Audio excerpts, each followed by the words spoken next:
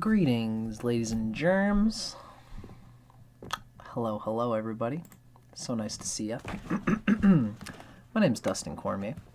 You're watching How to Rock Astrology. Thanks for being a part of the show. As usual, this is a live stream. Feel free to make a comment, ask a question, whatever you feel, and we will try to speak to them as best we can in this series. This video is Pluto in the 7th house. If you have Pluto in the 7th house, or someone you know does, or even Pluto in like Libra, although this is more particularly related to the 7th house, which has certain characteristics that are different from Libra, but I digress. That's what this video is about. We are piggybacking on our series going through this book, Astrology Karma and Transformation by Arroyo. But if you came here just to get the goods on Pluto in the 7th house, you're in the right place. I'm going to really plane it out here. And you don't need to watch the first videos to get the best of this information. But if you do want to get, you don't need to watch the first part of this series to watch this video. You can just watch this video if you haven't. But if you want to get more out of this video, get the best out of, learning how to interpret Pluto through any of the houses, through any of the signs, the deep nature of Pluto, check out the earlier part of this series where we talk about Pluto in the houses. That's a particular video you might want to view. This whole series of this book has been all about the transformative capacities of the outer planets and dealing with the annoying transfusion, the conversation between the future intuited principles of the highest evolution of the soul with the conversation with the present of the immediate needs, the immediate egoic compulsions that keep the person alive. Especially Pluto in its house really reflects on these deep impulses of crystallized habit patterns that have been neuroprogrammed in the same assumed unconscious, taken for granted way, lifetime after lifetime in the chart. For you, it's Pluto in the 7th. It's this mob gangster way of dealing with other people. It's an angular house. It's a very important house. So you've been at a gripping way of dealing with other people in your life, dealing with your own value, what you are to people, how you deal in relationship with other people. This is something that lifetime after lifetime you've had a certain neuroprogrammed reactive instinct and grip towards. And this incarnation is confronting you with the need to confront how stuck you are in your relationships with others, and possibly how stuck you are in relationship to yourself. This actually might be a placement where you focus so much on other people because Pluto is in the 7th house. The reincarnating neuroprogrammed imprint suggests selfless service to others, but not even necessarily selfless service. It's almost like a parasitic impulse to please others, to please all the people in your immediate reality, to do everything that can get you out of the way of learning about what you yourself are. You might have been instinctively ignoring the impulses that come from your spirit, the impulses, the callings that come to you in order to make you an individual who can stand on your own and who can be glorious on your own and who has value and who can be a solid tree whose roots reach deeply into your own soil so that you can give of the fruit to others in a truly useful and functional way, so you can be reliable to others. Pluto in the 7th house, ironically, wants to be reliable, wants to be a good partner, wants to relate to others, and to be a solid presence as a marriage partner, as a business partner, and just as a contractor towards various responsibilities with other people in all places and times, just relating with people in general and not doing things yourself. This is something that the Pluto in the 7th person wants to do. And you might cause yourself to be isolated by the dependence that you have on other people. It's through your experience of how your dependence on others is debilitating that Pluto forces you to realize how much and how important and how valuable it is for you to lead by your own discretion and direction in life, to not depend on anybody for anything, to not listen reactively, instinctively to the world around you, but also to craft a consistent relationship in listening to your own impulses, your own needs, your own hilarious, spontaneous expression of what you are, your own grip, your own ego, your own status in the world, your own capacity to consider yourself as a contributor and a competitor and an equal and an individual, not just someone who sublimates themselves to fit the trends of the day, to fit like Libra, the chameleon, who to fit what others want you to be. At the same time, you don't want to be so strongly sublimating, and being a chameleon and interacting with people is something that you need to do in order to get the value out of being an individual. If you skip the seventh house thing and you just try to be an individual, you will find that you'll just be you'll be like an ostrich with its head stuck in the sand. You might isolate yourself and just write books or do some isolating thing that takes you away from social spheres, from the pressure of crafting a personality in conversation with others. You won't find that you're satisfied with the self that you build in isolation. It doesn't feel truly glorious. It doesn't feel satisfying. It doesn't feel like you're really doing the work to impress others, to interact with others, and to meet responsibilities with others, while also bringing the juiciness of relationship through your being a contributor. So when you're in relationship, you're not just like a lapdog at your lover's feet because you're worshiping them and putting them on a pedestal. You could do that, and that will grip a certain security, but you don't want to do that. You want to feel like you're doing that. You are submitting yourself. You are committing in relationship and in marriage, but you're not surrendering yourself at the same time. You have a richness of self, of responsibilities, of a career, of your own life that your marriage partnerships, your business partnerships enrich, and vice versa. This is a balance that you need to find when you have Pluto in the seventh house. Pluto is not inherently good or bad in any sign. It takes the strength of the positive aspects towards Pluto. If you've got benefics like Venus or Jupiter in trine Pluto, or the moon can be benefic at times. If you've got Jupiter or Venus conjunct or opposite Pluto's placement, if you've got positive Rashi aspects there, if the Lord of Pluto is well placed, right? Let's say if you are a Cancer rising and your Pluto is in the seventh house in Capricorn, that would mean that the health of Saturn is the way through which you express your seventh house.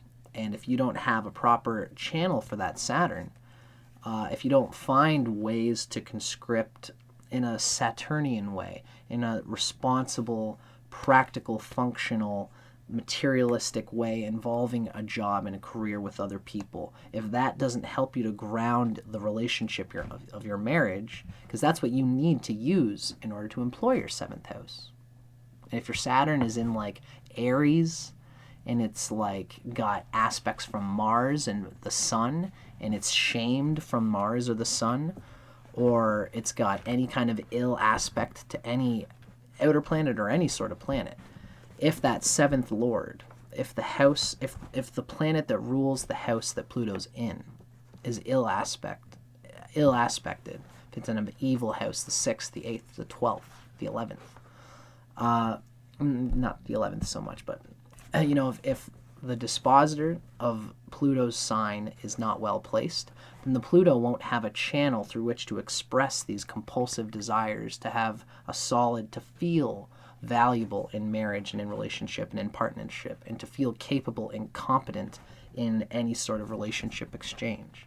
A Cancer will need a strong Saturn in order to grip that, and anybody's seventh lord, whatever your rising sign is, whatever the seventh house from that rising sign, the planet that rules that seventh house, is going to need expression in the chart in order for Pluto to work out its karma of dealing competently with other people in marriage and contracts and businesses. And if you don't find that, then this will cripple your sense of self in the first house, as well as your ability to relate with others in relationship. And it will be a disgusting, a heavy thing, because this Pluto is in an angle.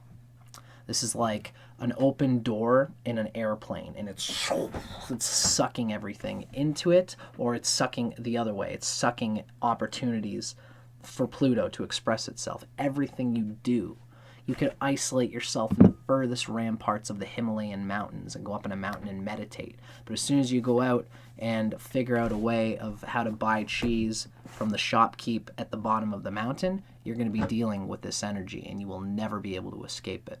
So you might as well deal with it as you are, from internally, from your own conscious application.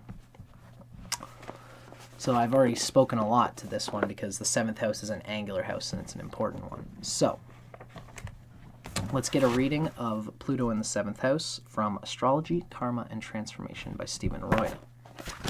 Keep in mind that everything we read in here, there's no bad placement. There's no inherently bad placement for Pluto. It's up to the health of Pluto and the health of Pluto's sign lord to channel and carry the transformative energy of Pluto so that it can express its potentials in the ideal way in the chart. And it can work out the kinks of this karma of dealing with others throughout lifetimes that's been building up and is now in a confrontation in this incarnation. This is Pluto in the seventh house by Stephen Arroyo. With Pluto in the seventh house, the individual will find marriage and close relationships the dominant field within which their own personal transformation can take place. Pluto is a desirous energy for everybody to express, and you need to use the channel of your relationships with others to express it. Often, there are compulsive and painful emotional problems associated with close relationships. And intimacy especially. Although this person wants to give others a lot of freedom and desperately wants to be liked and admired, this person finds themselves unable to establish a true rapport with others, a feeling like they're on the same page and they can really organically relax and converse in an organic and natural way. Cooperation becomes difficult, especially when the person finds that they are involved with people who wield a definite power in their lives. Ironically, after they work out this energy, they learn how to get in a proper relationship with power dynamics while still employing communication techniques. This could be a good interpersonal psychologist, a person who really learns a definite formula through which they can interact with people by observing this formula and then practicing it and then eventually ditching the formula. You might need to do this kind of thing in order to have bones and then eventually a flesh of method of dealing with people. With this position of Pluto, a marriage can be long-lasting, but only if the person accepts the personal changes required to make it work. Relationship will involve the sublimation of the self, the dissolution of the self in order to deal in relationship. And you've got to be able to do that, but you've also got to have a strong sense of self and to know what it is about yourself that you need to transform in order to be successful in any relationship. How much of yourself do you lose and how much of yourself do you keep in order to be effective in your relationships? This is probably a constant theme in your life. A good old adage from Indian philosophy states that when you wash a baby, you don't want to, when you're done and you've got this dirty water, you don't want to throw the baby out with the bath water. meaning when you go through a purging experience of dealing with relationships with others, you have to let go of yourself. Some aspects of yourself. Sometimes you're too arrogant. Sometimes you're too instinctively feeling like you need security, or you can't trust people, or you want to have control of your own finances or your identity or how you identify or communicate or relate. All these things that you've got an old grip on. And like washing a baby, you want to let go of those old habit patterns, but you can't just be mute. You can't have no sense of self. You can't become your partner, because then a relationship happens when it's not when two half circles become a whole circle. A healthy relationship happens when two whole circles join together and become the infinity symbol, right? Two wholes becoming a complete unit of two wholes. So that was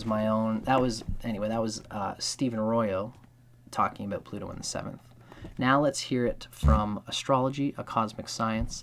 I've been adding this book, a reading from this book, to give a little bit more spice, a little bit more content to the nature of these readings of Pluto in the houses. Isabel Hickey's a classic Western astrologer and writer. This book originally came out in the 60s. This is a re-release that has included her writings on the nature of Pluto and Minerva. Pluto being the reincarnating neuroprogramming that is heavy and unconscious and subliminal and that we have no control over. Pluto represents the stuck energy rolling over from past lifetimes. In this case, relating to others, being stuck to others, losing your sense of self and becoming a chameleon with others, and through that experience, learning how that doesn't work and being forced to find a self which needs to express your personal sense of needs in a moment where your energy is scattered everywhere and everyone's looking at you. This is how this operation can work, where you promise a whole million different things to a million different of people, and those groups of people might even hate each other, but you've obligated yourself to them and identified with all of them, and they might pull you apart until you can't stretch anymore, and it's at that point when you have a convulsive and have a nervous breakdown and learn that you need to learn where your values are, what your identity is, so you can apply yourself to all these different these relationships with others while still keeping something of yourself. Anyway, I don't want to go in. The point here is that Pluto is going to fixate on an obsessive desire to look good and to relate with others. That's Pluto. And what it wants is to express itself gloriously while also being in a responsible relationship with others.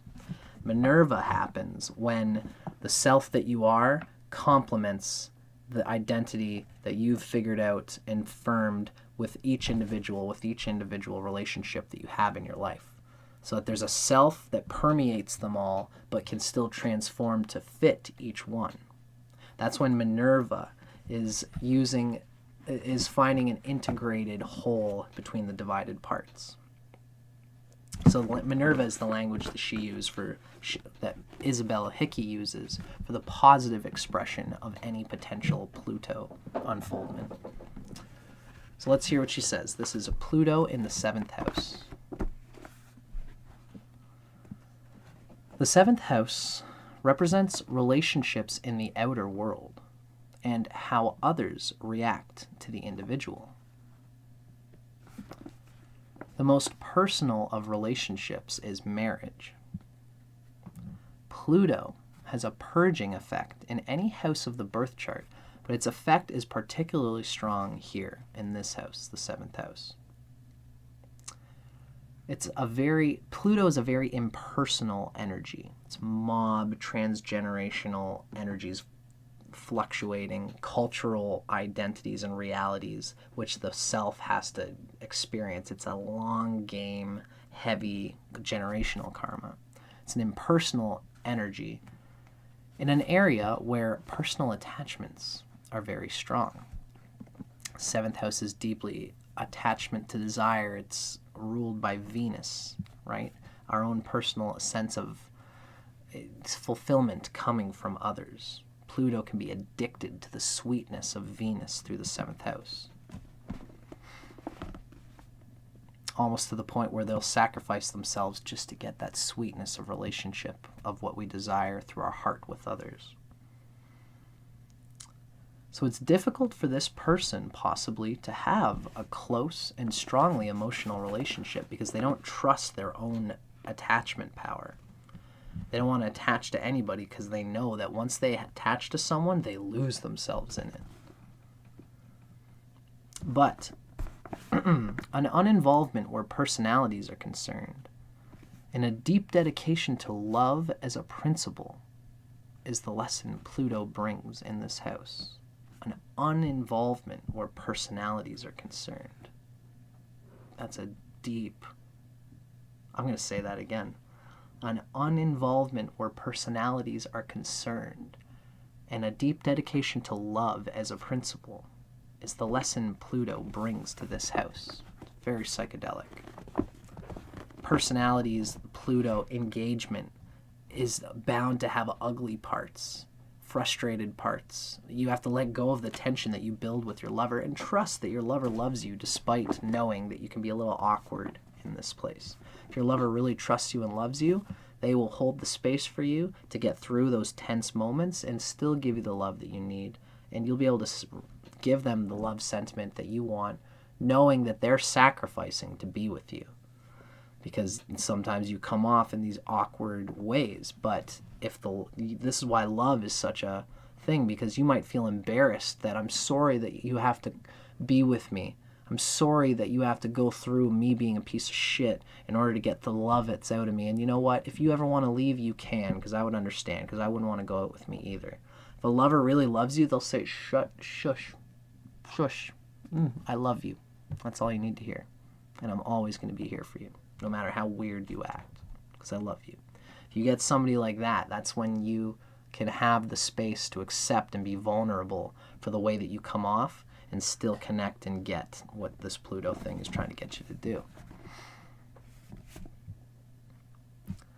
A wise choice of a partner in a union or marriage is very important, as we've just described, as Pluto will hold the individual to his choice even though he would wish to be free. The last planet of influence is the heaviest planet. Pluto, karma, will grip you, will force you through survival, and you will be obliterated if you let go of the relationship that you're in through Pluto. If Pluto takes you to some relationship because you need it, it'll give you a dependence that can't be refused, that can't be denied, or else you could possibly die, commit suicide, what have you. So that's why a wise partner will be important. And it's important also to consider the health of your 7th house, the positive aspects to the 7th Lord, in order to see if you can get a good partner. Mercury will also be, and the moon especially.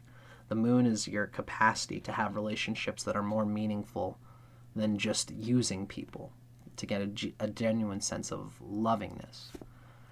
The moon, Mercury, and Venus are all the necessary things you need to get a good lover, and if you have a good lover, they will help you to get through this very critical karma. What's really tough is when you have Pluto in the 7th, and your 7th house is trash, and your 7th Lord is trash. Then the Pluto is dealing with this unconscious compulsion of self-esteem issues through people who are going to make it even worse. It could be a real mess for an incarnation. If that's you, just look to the fact that you can find love if you understand it through astrology and can find different ways to organize your mind so that you're not being used by the compulsion of your dependence on others. Find some ways to satisfy yourself so it's not so needy. Go through therapy. Do what you got to do. The stubbornness or stability will hold the individual to the promises they made, regardless of the cost to the personality, when Pluto becomes in a marriage partnership in the 7th house. The individual's ability to see both sides of a situation makes their judgments unprejudiced and objective. their role as a mediator is unquestioned. Law and legal matters can be of interest, and talent does lie in this direction as a mediator, as a lawyer, as someone who can mediate between lots of different people, because the Pluto in the seventh has sublimated so deeply into various people that they even know how to interact with the relationships of the relationships of the relationships. As Pluto rules large corporations, corporation law can be a natural outlet for the energy and a positive and constructive one. The regeneration of the person with Pluto in the seventh house depends on the willingness to cross out any personal desires and be willing to serve others for the sake of service, with no ends, no agenda of their own to serve. You need to just be able to just deal in relationship for relationship's sake. Go and play Dungeons and Dragons. It might feel like, why am I wasting my time with this stupid thing when I could just be working on my own things in my own life, my own creative career, whatever. But this is just the kind of karma that you need to do, is just work and serve in relationship for service's sake. Because that helps you work out the karma. The Minerva aspect of Pluto, the ideal aspect of Pluto, comes to the fore when love is more important than self. He who loses himself shall find himself. Let's go of the self for the sake of others. Ironically, this is the truth. This is where you'll need to apply a transcendental service energy of doing things for others. Despite everything I said at the start, you need to find a way to hold on to yourself and to keep the richness of a valuable sense of self. But don't let your compulsion to that stop you from serving selflessly to other people and blending with others faithfully. Because then you're just going to isolate yourself and you'll never be able to imply either side of this polarity. It's the integration that brings the Minerva principle. And that highest integration always comes from the sense of learning that you can't control your relationships with others. You can't wrangle it yourself, because that's your first house trying to lose the circle of that is the zodiac. The first house can just eat its own face from behind itself in this combination, which will just make the person disappear and waste energy in this incarnation. What you need to do is to come to terms with the fact that you need to act in relationship. And the only way to do that is to feel awkward, feel like a weird block of social uncontrollable impulses and complexes, and just do it. Somebody along the lines will pick you up and feel trustworthy of you and help you heal this energy. It's always available to those who are willing to first serve. Once you start serving people, you do something nice for someone, they will have the debt in mind, and they will at least do some kind of relationship to give you that energy back. And you might have the weirdest, awkward interactions with a lot of people for the first bit if you've never done this with anybody, but eventually you'll learn how to be a very good people pleaser through this energy, especially if Pluto's well placed. It's a very important place for Pluto, very important place for one's capacity to deal with karma, to deal with their own interaction of themselves with their energy field. The infinite sense of self, the first house, with the energy field that you are, Venus, the hand mirror, your psychology, your past, dealing with what you are. You need to learn how to do this and be vulnerable and accept that relationships are the best route, the narrow gate to learning the self in this incarnation. But do it with discernment. Don't let yourself get sucked under by someone else's will. Serve selflessly, but be discerning, right? I hope you guys enjoyed that. That was a long one. All the angular houses are always long. This is Pluto in the 7th house. I'm Dustin Cormier for How to Rock Astrology. Hope you guys dug that. Like, comment, subscribe. Let me know what you thought. And keep your eyes open. If you enjoyed this, feel free to check out the start of this playlist, this series. Look up the video Pluto in the Houses by Stephen Arroyo or whatever. Because if you enjoyed this, you might enjoy the readings on the larger scope of what Pluto means as an aspect of transformation in relation to Uranus and Neptune. So, yeah, I hope you guys dug. As I said, I'm Dustin Cormier. Let me know what you thought, and keep your eyes peeled for more stuff coming out on How to Rock Astrology. See you next time. For those still watching live, I do still have some awesome, wonderful people hanging out with me. Pradeep R is hanging out and watching with me, and somebody else as well. So if you guys are still watching, feel free to watch to the end of tonight. It's going to be a long one, probably not going to be done until like 3 in the morning, where we're going to finally finish off talking about